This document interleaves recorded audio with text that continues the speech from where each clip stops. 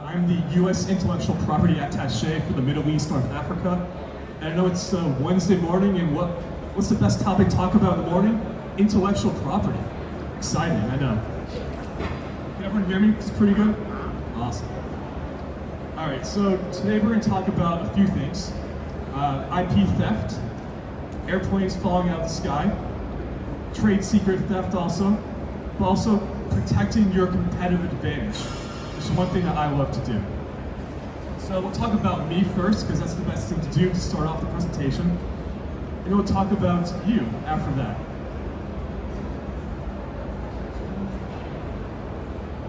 All right, so who am I? So the US government has 13 of me around the world. We are intellectual property nerds. That's what we do. As Peter mentioned, I'm a patent attorney. I was an electrical engineer originally who didn't want to do math, so I went to law school. In law school, I found there was a job where if you could protect someone's amazing innovations, they'd pay you money for it. So I became a patent attorney, and I loved it.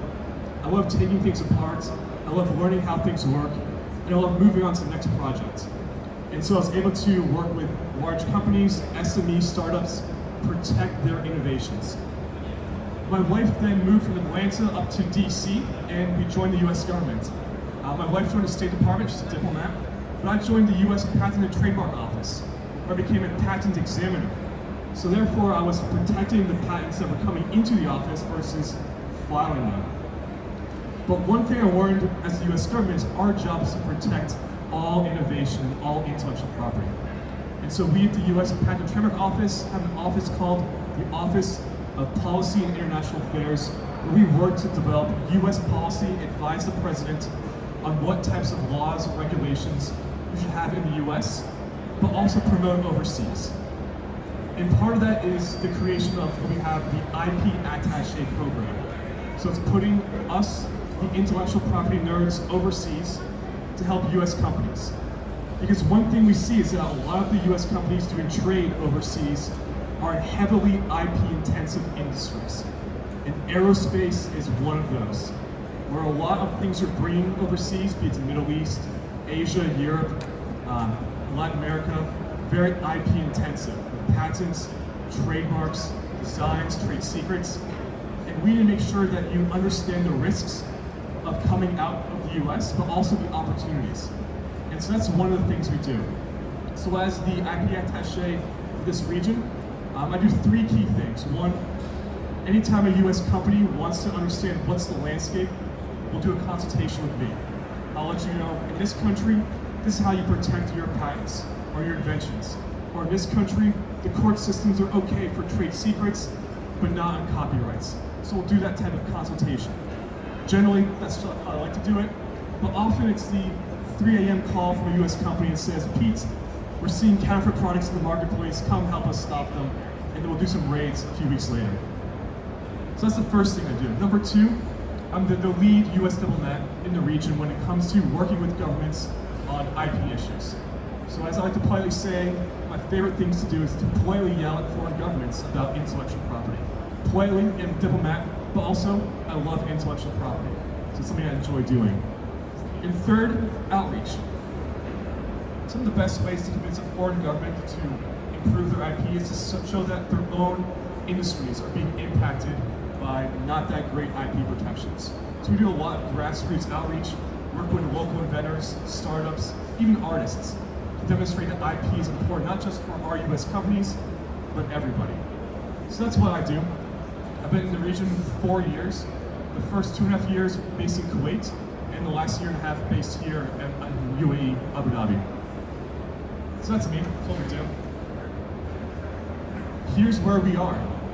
So we have 13 of us around the world. You'll be shocked, I know, that we have 3 IP attachés in China. I really don't know why, but apparently we need 3 there. But we're all across the world, and this is our job. Our job is to be your IP advocate, let you guys understand what's going on, and then work with the foreign governments if there are any issues coming to play. So that's what we do. Now, why am I here today? Again, intellectual property is a key part of your businesses. But often what happens is a company will come to me and say, hey Pete, we don't have any patents, therefore we don't have any intellectual property and don't need to protect it. Well, I'll say to them, no, you actually have a lot of intellectual property, and the threat of losing it could be more disastrous if you had a patent and you lost that or not. So what we'll do today is we're doing issue spotting. We're going to go through every type of different IP out there, and I'll show you some of the ways that your company has this intellectual property, how to protect it, and I'll give you some stories in the region of what I've seen work and not work. How's that sound?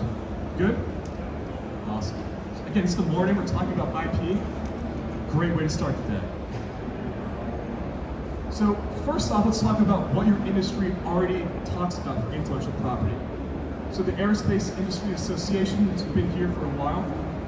IP, they understand it's critical for your companies. And we'll talk about this part especially.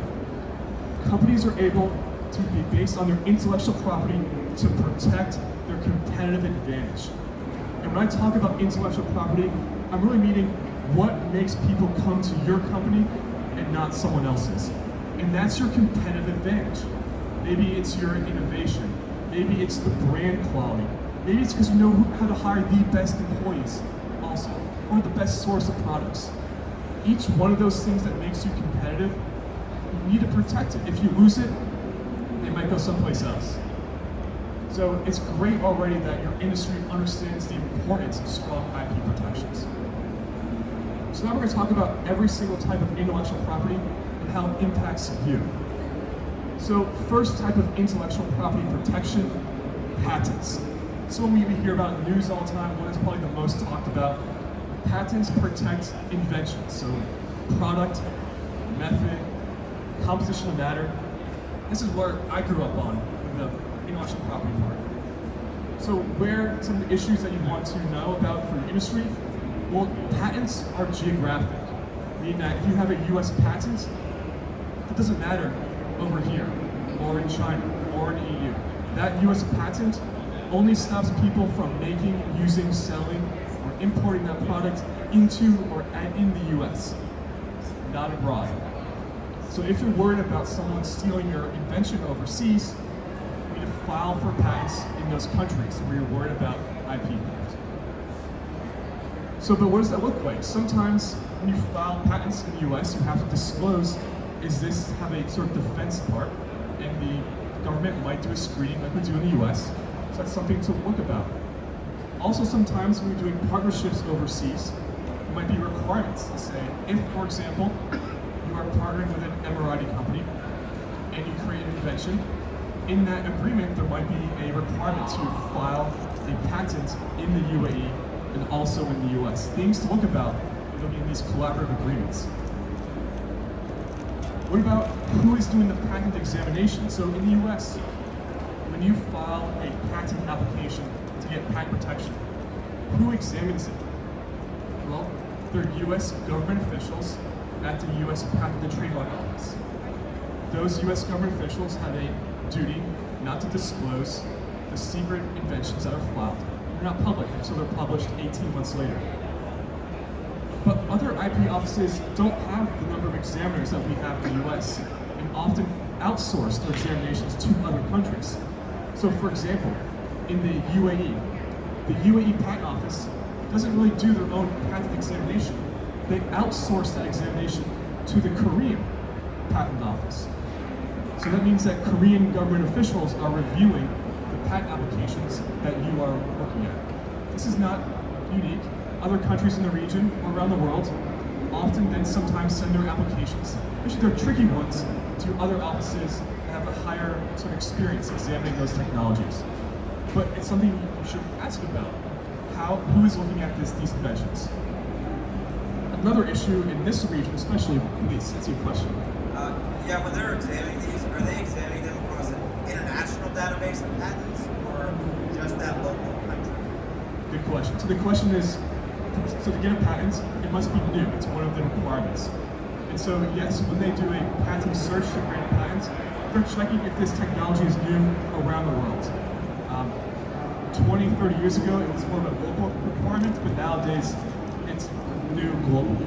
So yes. Please. So UAE outsources to South Korea in the examination.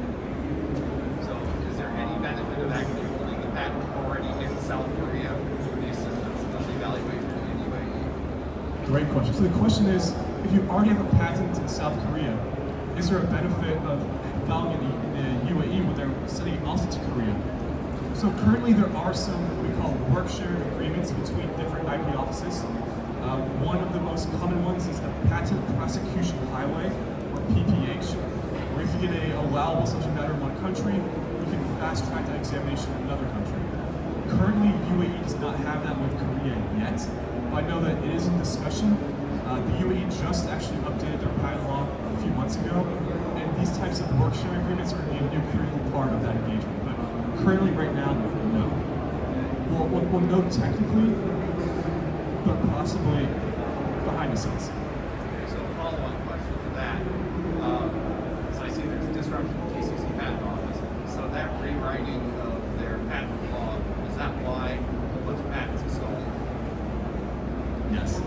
So the background on this, so in the region, before January 6th this year, there was a regional patent office, the GCC patent office based in Riyadh, where you could file one application and get patent rights to all 6 GCC countries.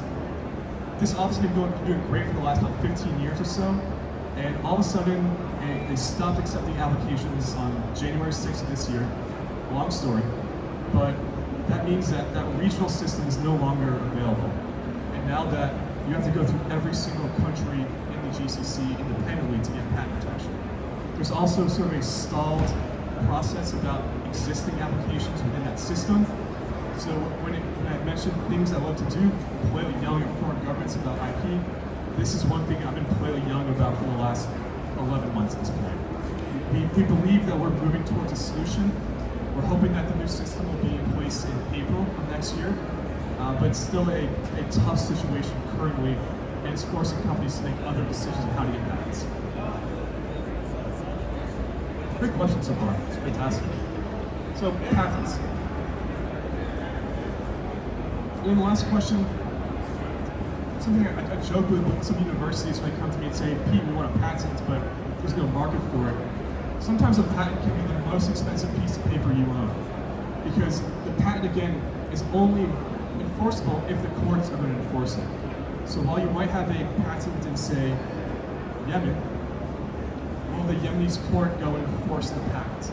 So therefore, if the courts will not enforce the patent, is that any value at all? Sometimes it might. Sometimes just the fact you have a government-issued right might be, by itself, scares enough people away. But something to think about when you're thinking about how to create a patent portfolio for your company. So again, patents, probably one of the most nerdy of the IP topics we'll talk about today. So now moving to more fun stuff. Designs. So if you want to know, there's an intellectual property protection called industrial design protection, or design patents, called in the US. These design patents protect the ornamental features of your product. So for example, the shape of all the chairs you're sitting in. That's an ornamental feature of a product. So here's some examples of some of the design patents that we see in the US. And it's important because the designs protect the way things look, not the function of them. So quick story, I was in a trade show in Saudi Arabia 3 years ago, and we found one of the exhibitors was selling a copy of one of the US products. It was an auto part, an exhaust system. And the US company did not have an invention patent on their product, but they did have a design patent. And so we were actually able to go into the trade show they had a Saudi industrial design right, and we actually were able to take that product off of the exhibit floor. But again, the products work the same function, but the way the US company had designed it made it easier to install, and it looked cool. So we're able to use that intellectual property to remove a copy immediately. So we see that as one really great way, another tool, not just how it works, but the way it works. Because often people will copy everything. And so if it's an easy thing to copy, they'll do it, so find an easy way to protect it. And getting a design patent or design registration, so much easier and cheaper than a patent. Another really cool part about industrial designs is originally they were used to for physical products. But nowadays we're seeing industrial design protection used for graphical user interfaces. So on your phones, on these platforms, these can be protected also. Because again, it's the design of a system, the way it looks. Again, much easier to protect these designs than the actual function behind it. So again, two quick ways to protect just the shape of your product. Again, copiers want to find the easiest way to copy your product. And so they'll find just ways to copy everything. And again, if we can't get a patent in every single country, getting industrial design much easier, much faster, and much cheaper in a way that we've actually taken these products off the market. Questions about designs? Trademarks. Well, this is an easy one. I'm looking around right now and seeing hundreds of trademarks when I walked in. So what does a trademark represent? Quality. Again, a trademark, the idea of a trademark is it's an identifier, so when a customer comes and sees that logo, they know what's behind it. They know this is a high quality, highly made American product with years of experience behind it, and that's what your logo represents. And so, in this case, I want to provide another example. This is a sort of a fake case, but a good testament of what it can do. So think about the brand Apple. Let's say that the Apple company created a new camera technology, but they forgot to protect it with a patent. So that camera technology goes out to the field, people copy it, and that camera technology gets placed in all the competitors' cameras. Well, that sucks. Apple's going to kind of lose out some of its profits. But what does Apple do? They're going to quickly invest to create a new camera, put that new camera in the next iPhone coming out. It's not a big deal. What if Apple forgets to re-register their trademark? Well, not just that product is lost, not just that camera, but that trademark represents Apple's brand everywhere, every single Apple product. Meaning that if they didn't protect their brand and they lose that trademark, they've lost pretty much all of their market identity. So when people come and tell me, Pete, you're a patent guy, you must think patents are the most valuable type of intellectual property, I say no. Trademarks, brand recognition, brand value, to me, are one of the most highest valued intellectual property rights. And if you do not protect your brand, this is what I've seen in the region where these counterfeits just come in so quickly, and there's almost no way to protect it. And in this region, for example, in the US, it's first to use. You can use your use rights to kind of get priority to get a trademark registration. In this region, first to file. So if you've been doing business in the region for 10, 20 years, and I've seen this. I've seen competitors come, register your trademarks with the foreign governments, and then block your products from coming in through customs. I see it about 4 times every year. So please protect your trademarks. Again, cheap, fast way to do it. In Saudi Arabia, when you register your trademark, you might be able to get that registration in 2 days. Here in UAE, about 2 weeks. So fast way to get protection quickly. Trademarks. Copyrights. So again, you might think of where in this sort of booth do we see copyrights? Well, all the computer code, copyrightable. Technical data, depending on how it's produced, how it's presented, also copyrightable. Instruction manuals, copyright. I'll give you another good story. I was in a different trade show, and in this case we found another competitor product that was copying a US product, copying everything. And in this case, the US company did not have an invention patent on the product, did not have a design patent on the product. This company was not stealing their trademark, but just copied their physical product completely. What the counterfeiter did though, which was probably not the smartest, again, I mentioned counterfeiters will find the easiest way to copy everything and just put the product out. The counterfeiters actually also copied the instruction manual from the US company. And because the instruction manual is copyrightable and you get the copyright protection the second you put the creative expression in any tangible meaning. So once you write that instruction manual, boom, copyright protection. We were able to use the reason it had that instruction manual in the counterfeit products to get the exhibitors to throw the entire counterfeiter out of the trade show. But again, think about it. This is a type of intellectual property and you have rights to that. Also the content. One of the big things we see now in more of the aerospace industry, especially more of the commercial, all the films, all the music that you're sitting down and listening to on those long flights from the UAE to the US, all of that content is licensed, or should be licensed. So again, intellectual property impacts not just how things work, but also the content that you're getting on these flights as well. So those are copyrights. Trade secrets. I'll start with a story first, and then I'll talk a bit about trade secrets. So I had a US company come to me about 6 months ago, coming actually into UAE. And the US company said, hey Pete, can we do an IP consultation? I said, sure, let's do it. So we sit down in virtual meeting, and I say, all right, so tell me about what intellectual property you're bringing into UAE for this deal.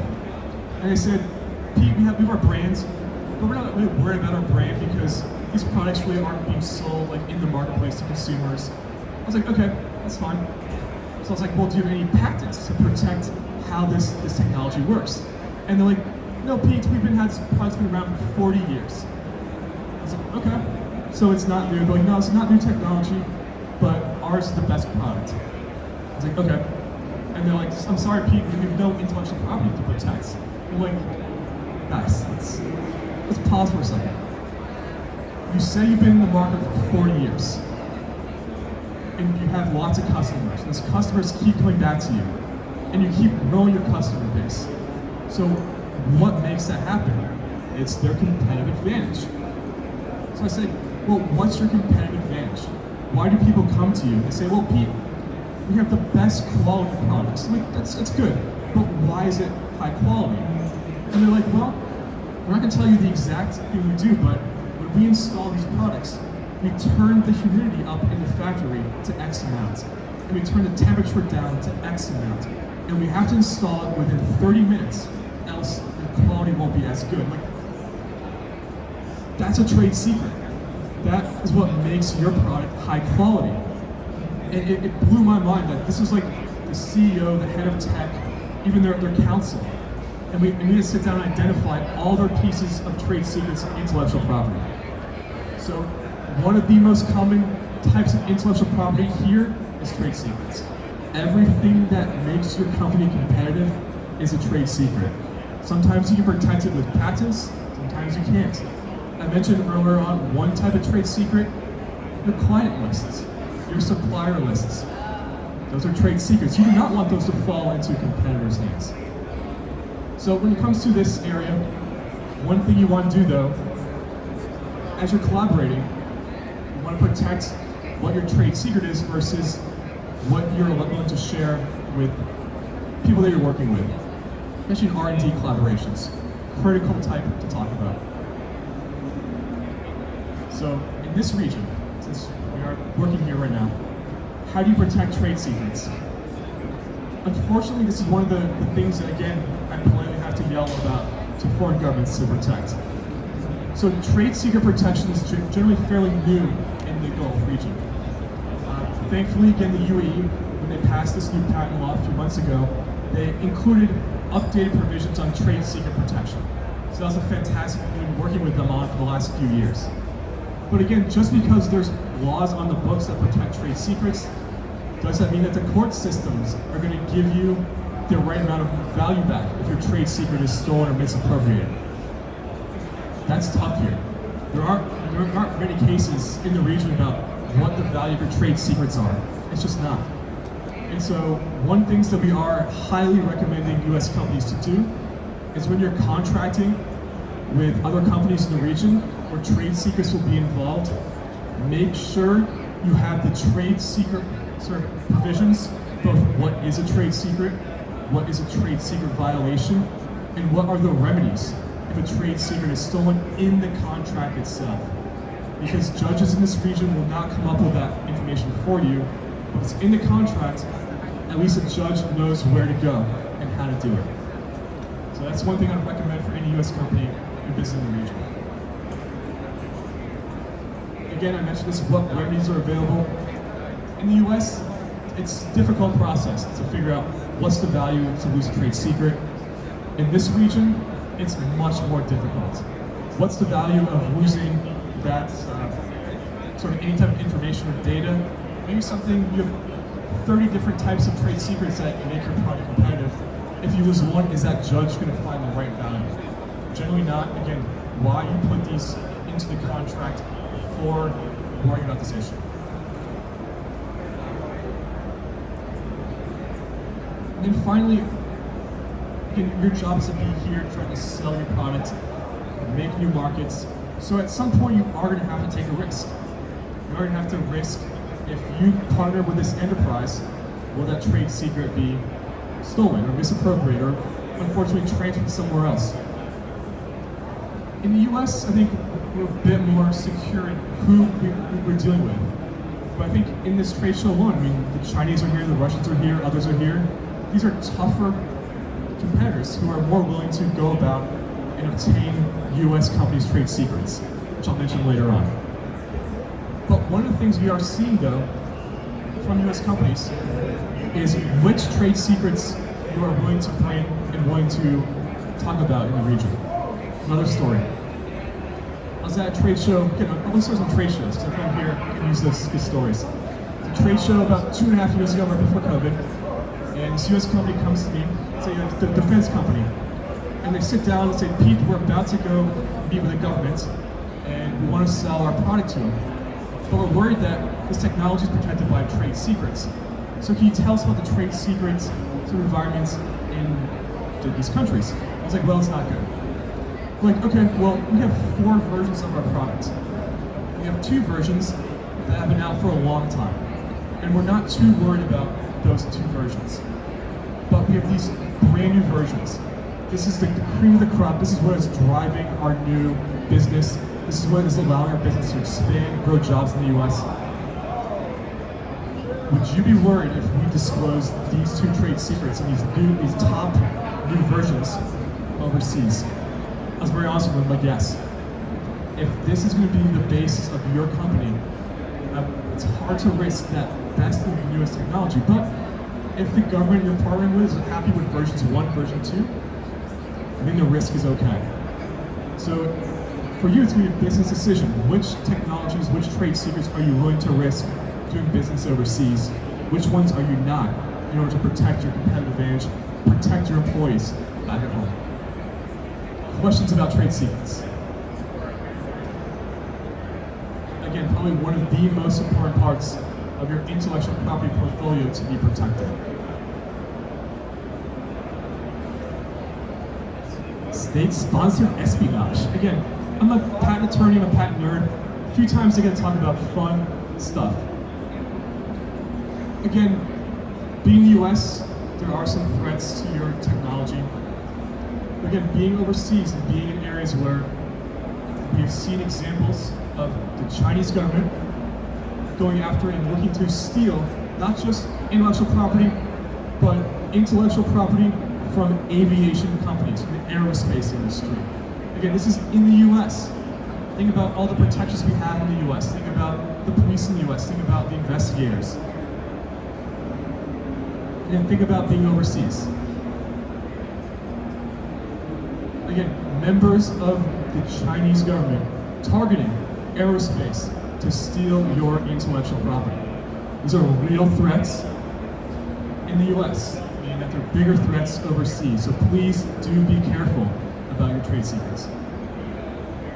Offsets. Again, IP touches everything. It's kind of fun to kind of get past some of the more nerdy parts of IP. So you might, even in the UAE and other countries, offsets are a big part of doing business. And what we're seeing more often is that those countries see intellectual property as an important way to pay off that offset responsibility. Sometimes we're seeing it maybe a bit too forward on wanting intellectual property from a company doing business, but it also could be to your benefit. If you have intellectual property, sitting around, not being used, that could seem to be a benefit for a government in terms of an offset, that could be a solution. So again, think about creative ways to either use your intellectual property to work on offsets, but also be wary about if there's only one way to pay off that offset, and that only way is intellectual property. For us as the US government, that is sort of looking almost like a forced tech transfer issue. And that would be something where I would appreciate coming to me or the embassy about examples like that. Because then, as you know, one of my favorite things to do is to politely yell at foreign governments. I could add this to the list. So please do watch out for that, both as a possible opportunity, but also as a risk as well. And then finally, counterfeiting. So I'd like to start off on positive notes and just really depress you guys at the end of my presentations. So counterfeits, we see this everywhere in every single type of product. I think the weirdest counterfeit I've ever seen is a counterfeit like lead pencil. Again, people counterfeit anything to make money. Unfortunately, we've seen counterfeits in the aerospace industry, defense industry for many years. It is a threat. The threat is not as big in the US, but we'll talk about that threat and threat overseas. These are the types of counterfeit goods we generally see in the aerospace industry. The right package, wrong part, so you open up that box, it's not the part you see. You know what, that sucks, but you just have to replace that part. It hasn't gone into your system. Second type, inoperable. It looks good, but it doesn't work. So you take that part, you plug it into your airplane, and it doesn't work. Hopefully, it just doesn't work, but sometimes that part can damage other systems. Third part, the counterfeit that is refurbished, and it works for a little bit. So maybe it works under basic conditions, but when you take that part and actually use it in real conditions, in stressful conditions, it fails. In that case, failure during operation is the problem. The plane can go down, lives can be lost, bad situation. But there's a worse kind, and that is the clone. The clones are probably the most scary type of intellectual property violations that I see in terms of major strategic damage. So a clone is a counterfeit part that looks like a real part, functions like a real part, but has other parts in it. Other parts that might listen to other devices around them, collect information, or have switches that can turn on and off when certain entities want them to. These types of products we do see more often, and these products cannot just cause failure during operation, but can have lasting strategic failure by information theft, or worse. So I bring this out there because again, we think about counterfeit parts, we go down to some of the markets and we see the counterfeit bags. But when I talk about counterfeit parts, it's electronic goods, aerospace parts, airbags. These are the ones that are affecting consumers, but also industry. And it's a real problem. So for those that were a historical lesson, in 1989, partner flight 394 killed 55 people. Why? Counterfeit parts, counterfeit bolts. They could only bear 60% of their strength. And in flight, broke, and the plane crashed. Thankfully, the US government got involved. We did some studies. We passed the Aircraft Safety Act 2000. Industry is also helping. AIA published a paper, the counterfeit parts, increasing awareness, kind of stop these from coming into your systems. We now have these advisories that come out from the FAA. It's great. They did audit reports. Things are still a challenge, but are getting better. And then thankfully, there's a website we can submit any issues. I looked on it last night. There's only been one submission, I think, in 2021, two in 2022, or 2020, and so we're seeing less and less. The reason I mention this information is from the US. Think about the safety measures we put on the counterfeit parts, especially replacement parts, in the US system. Now think about when you're partnering with overseas partners. Think about the replacement parts. Where are they coming from? Who's monitoring that? in the last 4 years I've been in the region, I have seen at least 6 examples of physical parts entering military, aerospace, defense supply chains in these similar types of bolts, parts, and systems. Replacer parts. Again, not in the US, in overseas, think about that really and depressing information I'm sharing with you as I end the presentation. So that's me. That's intellectual property. Again, you all have it. You all need to protect it. If you have any problems, please do come to me. I'll be here for a few minutes, I have lots of cards. Or reach out to any of our embassies. I cover 18 countries and regions in the area. And if there's a problem in your country, I will be on a plane after I pass my COVID test. So thank you so much for coming. And again, happy IP for the morning. Appreciate it. Thank you so much, Pete. And